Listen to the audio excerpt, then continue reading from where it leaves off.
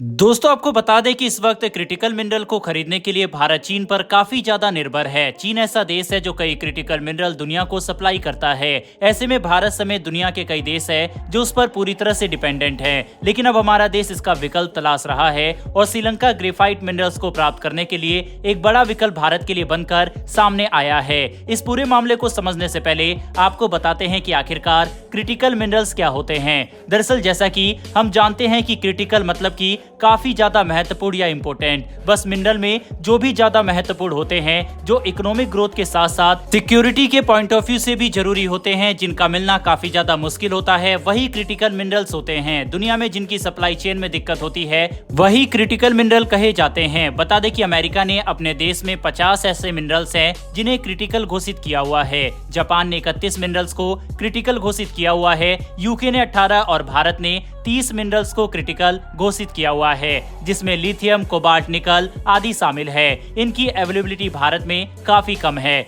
हमें चीन पर इसके लिए डिपेंड होना पड़ता है। बता दें कि चीन के पास काफी ज्यादा मिनरल्स है। ऐसे में भारत समेत कई देश चीन पर पूरी तरह से इसको लेकर डिपेंड करते हैं। लेकिन चीन कभी कभी सप्लाई को रोक देता है। चीन भारत के लिए एक दुश्मन देश के बराबर है। ऐसे में भारत को वह कमजोर करना चाहता है। ऐसे में कई बार चीन नियमों के विरुद्ध जाकर सप्लाई को रोक देता है। वैसे भी चीन हमें अपना प्रतिद्वंदी समझता है, इसलिए हमारी सुरक्षा की कदर वो क्यों ही करेगा। इसी कारण से भारत अपनी चीन पर डिपेंडेंसी को कम करने के लिए इसके विकल्प को तलाश रहा है। उदाहरण के लिए बताएं तो रेयर अर्थ एलिमेंट की 70% चीन में माइनिंग होती है, 97% मेटल को चीन रिसाइकल करता है और साथ ही 85% को रिफाइन भी वही करता है। दुनिया में रेयर अर्थ एलिमेंट के बाजार का चीन राजा है, लेकिन उसने हाल ही में इस पर एकदम से रोक लगा दी। चीन ने उसके एक्सपोर्ट पर, इसके प्रोसेसिंग टेक्नोलॉजी पर एकदम से बैन लगाने के लिए मझधार में छोड़ दिया। वहीं आपको बता दें कि ग्रेफाइट, टाइटेनियम पर भी दुनिया चीन पर ही डिपेंड है। ऐसे में उसने इसके एक्सपोर्ट पर भी बैन लगा दिया है।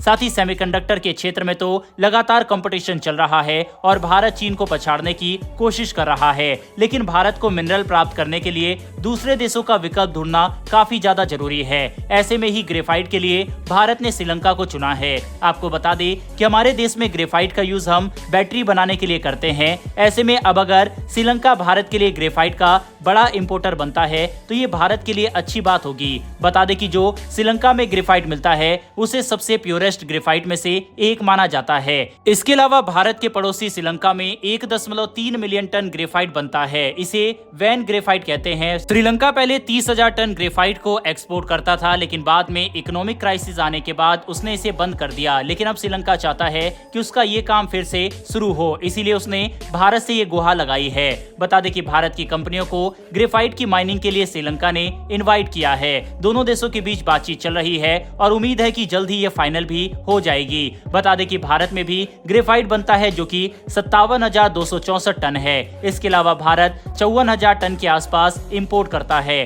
भारत में आंध्र प्रदेश, जम्मू कश्मीर, झारखंड और उड़ीसा के इलाके में ग्रेफाइट मिलता है। इसके अलावा भारत चीन जैसे देशों से भी इसे इंपोर्ट करता था। भारत की कंपनी खामिज विदेश लिमिटेड यानी कि कबील कई देशों के साथ संपर्क में है और वही मिनरल को एक्सपोर्ट करने का काम करती है। आपको बता दें कि भारत ने लिथियम जैसे मिनरल को भी प्राप्त करने के लिए चिली, साउथ अफ्रीका के साथ बातचीत की है और जल्दी भारत वहां 5 ब्लॉक को खरीद सकता है। इसके अलावा ऑस्ट्रेलिया के साथ कोबाल्ट और लिथियम को खरीदने के लिए भारत बातचीत कर रहा है और डील भी साइन कर चुका है एक तो। वहीं भारत ने अर्जेंटीना के साथ भी लिथियम को खरीदने के लिए बातचीत की है। बता दें कि अर्जेंटीना दुनिया का 21% लिथियम होल्ड करता है। साथ ही मार्च 2022 में भारत की कबील कंपनी ने माइंस मिनिस्ट्री के साथ मिलकर ऑस्ट्रेलिया के सीएमओ कंपनी के साथ एमओयू साइन किया था। बता दें कि कांगो देश के साथ भारत कोबाल्ट और तांगे को खरीदने के लिए भी बातचीत कर रहा है। वहीं ग्रेफाइट और टाइटेनियम को खरीदने के लिए भारत साउथ अफ्रीका के साथ पहले ही एमओयू साइन कर चुका है। इसके अलावा अब श्रीलंका भी ग्रेफाइट के लिए भारत के लिए एक बड़ा विकल्प है। बता दें कि श्रीलंका के साथ तो पहले भी भारत कई डील कर चुका है। वहां के एयरपोर्ट खरीदना हो,